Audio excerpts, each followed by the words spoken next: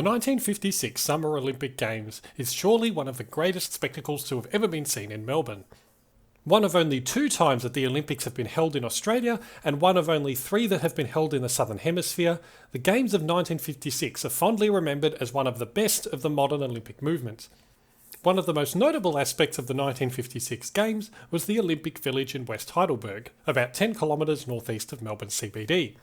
Today it is home to parks, schools, shops and thousands of people, but how did it get there and why is it still around?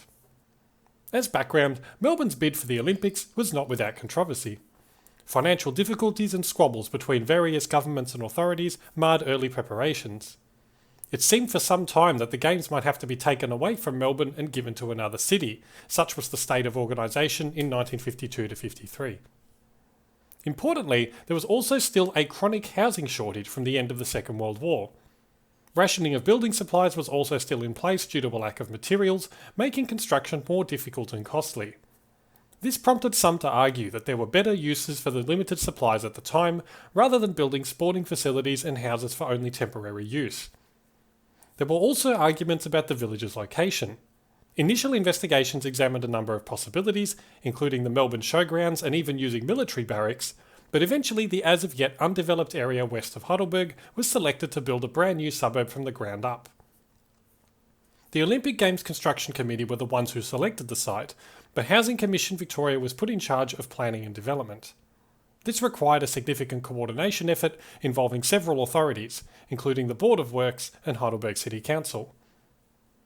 The location eventually agreed upon was the 48 hectares bounded by Southern Road, Oriel Road, Doherty's Road and the Darebin Creek.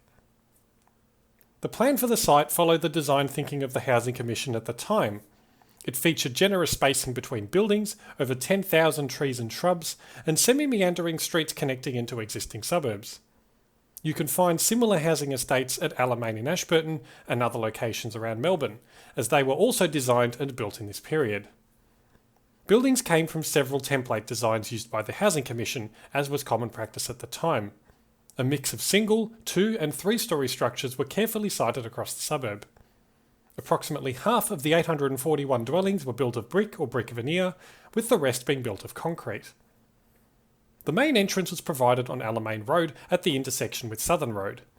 A small village centre was also provided, including shops, a post office, which was staffed with multilingual workers during the Games, and a dental clinic. Being an athletes' village, a large amount of space was also dedicated to recreational facilities and parks. This is the present-day Olympic Park, which still has ovals and sporting fields. The only way in or out of the village was via Alamein Road, which had a checkpoint and boom gates. There was also a large 3-metre high metal fence erected around the entire boundary, presumably for security purposes and to keep curious spectators out. Despite this separation from the rest of suburbia, this was also the first Olympic village ever designed to house all athletes and officials in a single place. This wasn't extended to different genders, however, as men and women were housed in separate accommodation and separated by a wire fence. Just like many other housing estates built in Melbourne at the time, the street names in the village have a common theme.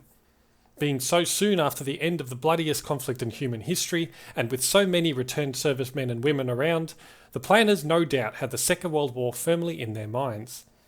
As a result, the streets in the area are all related to the Second World War, primarily referencing the Pacific Campaign. I won't go into that much detail as I could spend an entire video just talking about this, but the names include ships, battlefields and aeroplanes. This nomenclature almost caused an international incident. This was because Olympic teams from countries that were involved in the war would have lived or travelled along streets named after battlefields where they were defeated, such as Alamein Road for Germany or Buna Street for Japan. So to avoid any embarrassment, some of the names were temporarily changed by the Housing Commission.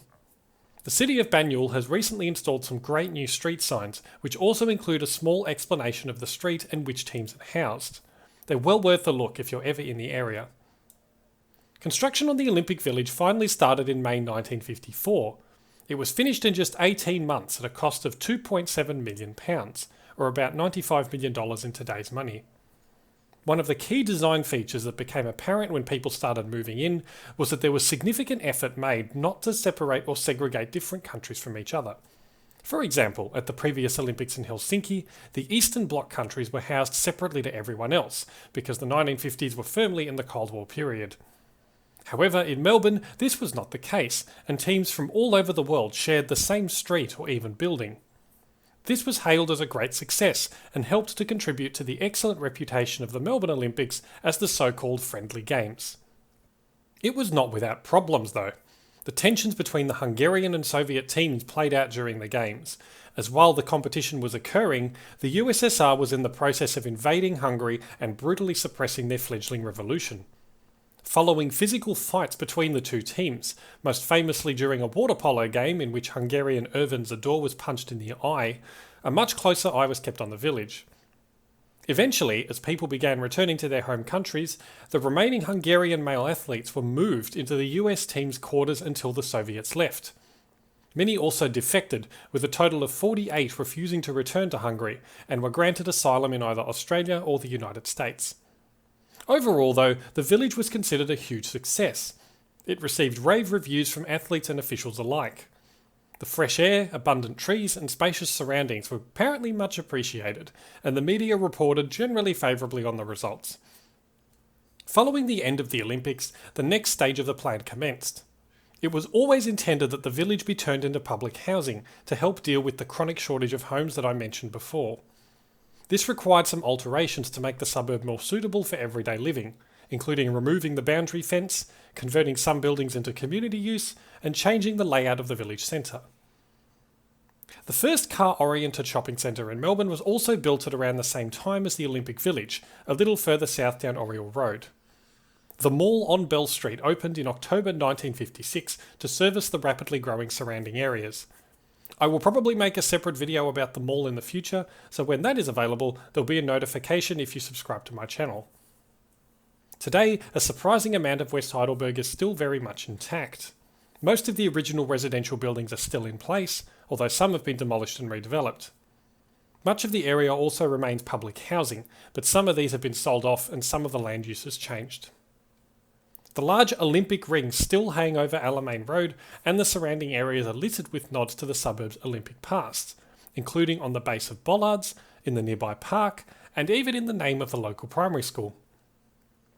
It's a fantastic legacy for any major event to leave behind, and one that not many cities can boast. The Housing Commission was very proud of its work, boasting in its 1955-56 annual report that it provided, quote, a new standard in Olympic accommodation and will bring credit to Melbourne and to Australia. West Heidelberg remains a close-knit community that celebrates its Olympic connections to the past. If you are ever nearby, it is definitely well worth seeing, and walk in the footsteps of the thousands of people who have been through this unique suburb over the past 65 years. Thanks for watching this video about the West Heidelberg Olympic Village. If you enjoyed it, please feel free to click the like button and subscribe to this channel for future videos. Also, please get in touch in the comments or via my website at philipmallis.com. Thank you and see you next time.